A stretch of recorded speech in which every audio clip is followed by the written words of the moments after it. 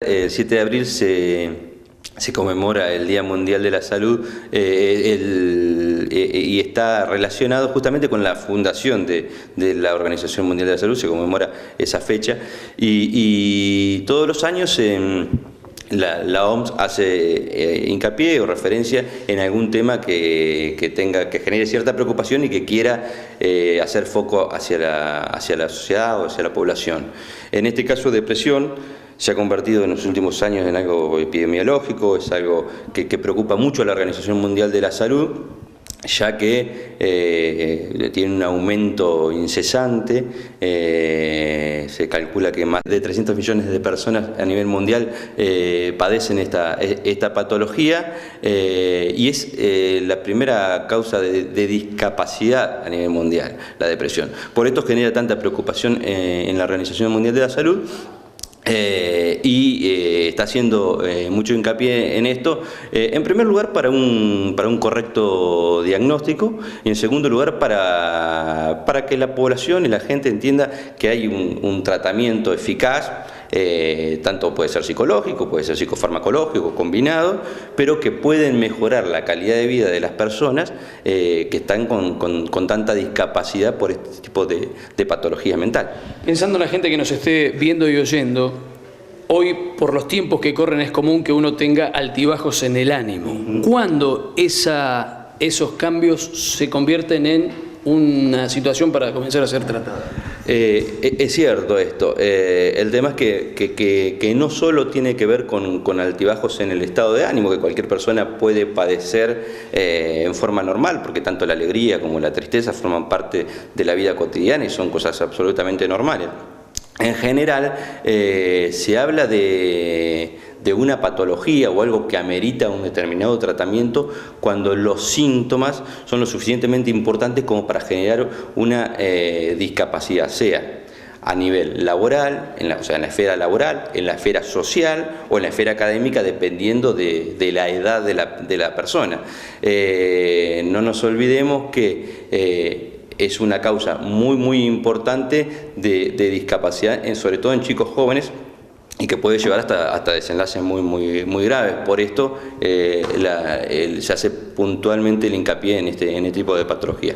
Pero respondiendo puntualmente a lo que vos preguntabas, tiene que ver con el grado de discapacidad que genera, cuando afecta en alguna esfera a la persona. Quizá requiera de un análisis mucho más profundo y hasta difícil de entender, sin ánimos de subestimar a nadie, obviamente. Hoy hay un cambio en la vulnerabilidad o tolerancia del ser humano como especie ante las adversidades que nos llevan con más facilidad a este tipo de situaciones. Sí. Lo que sucede es que esta patología es una combinación de factores, digamos.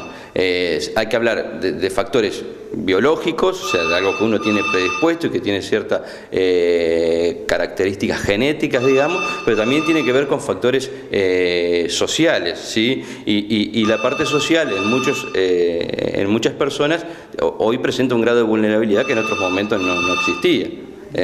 No hay edad o franja etaria donde se detecte mayor cantidad de este tipo de sintomatología. Sí, en general los cuadros depresivos predominan en personas jóvenes, se pueden dar en personas adultas, pero en general se diagnostican mucho antes, entre 15 y 29 años predomina, y en mujeres, tiene una prevalencia mayor en mujeres.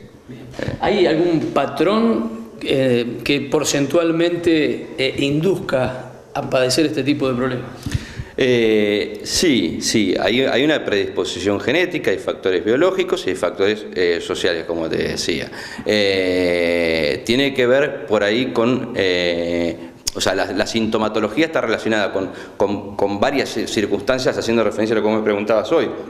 Es decir, no es un cambio de humor transitorio, es un humor depresivo, un estado de ánimo bajo, una autoestima baja, etc. Un montón de síntomas, pero que se tienen que prolongar por más de un determinado tiempo para ser diagnosticado.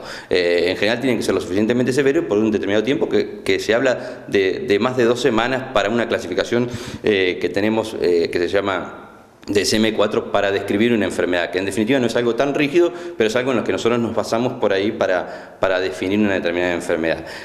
Por supuesto que están los síntomas afectivos, pero hay otros síntomas que no tienen que ver con lo afectivo, es decir, tienen que ver con un cambio en el estado de ánimo, pero también con un cambio en el sueño, un trastorno del sueño. Muchas veces la persona no puede dormirse o se duerme y se despierta muy temprano, tiene que ver con una alteración en el apetito, que no necesariamente tiene que ser pérdida de apetito, a veces es un aumento en el apetito, además de los cambios de humor. Y a su vez, la depresión se puede valorar o clasificar de acuerdo a la gravedad de estos síntomas y cómo afecta a la persona. Lo último, ¿hay métodos distractivos para no caer en esto? Práctica de deporte, hobby, etc. Sí. Claramente todo lo que lleve a la persona a estar bien, a poder disfrutar de cosas, que una de las características de la depresión es que pierde la capacidad de disfrutar de cosas. Todo lo que sea deportivo, no estar aislado, estar en grupo, tener lugares de pertenencia, pertenecer a determinados grupos, lo aleja a uno de un cuadro depresivo. Pero lo que es importante, y me gustaría dejar claro por este día que se viene, es que la gente no tenga miedo de consultar ni que se avergüence, porque muchas veces, sobre todo en lugares chicos, la enfermedad mental es una enfermedad como estigmatizante, se tiene miedo, se dice, bueno, no tome esta.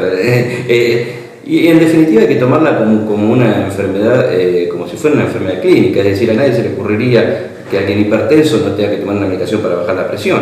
Y alguien que está depresivo y que está sumamente limitado en algo tampoco tiene por qué tener ni temor ni vergüenza de consultar y de ser tratado por esto.